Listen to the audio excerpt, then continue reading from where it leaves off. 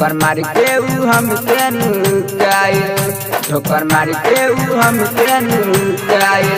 सखी साइकिल लेके ऊ रहे आइल, ठोकर मार के ऊ हमके नुकाइल।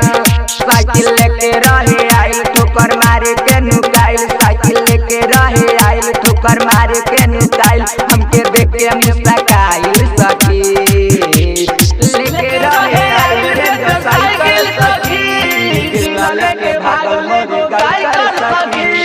लेके रहे आइल रे साइकिल सखी, दिल लेके भागल मोरे गाइकर सखी।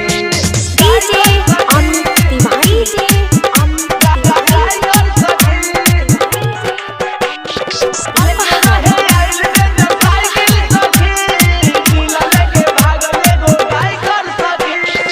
खोजते रहनी हम तोहरा के, देखली नाही हम ओकरा के।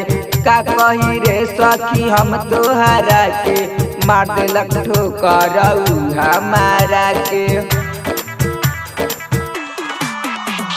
खोजत रहनी जब हम तोहरा के, देखली नाही हम ओकरा के।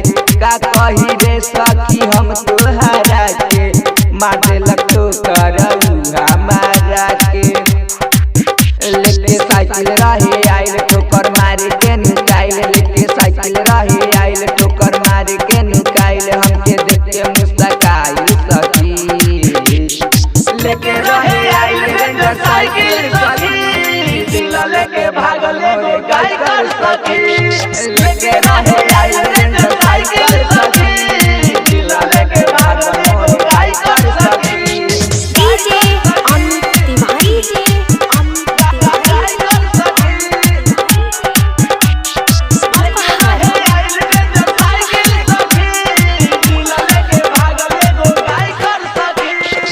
गाइकर के नाम बा दीपक दिलदार हो, ओकरे से करब अब हम प्यार हो।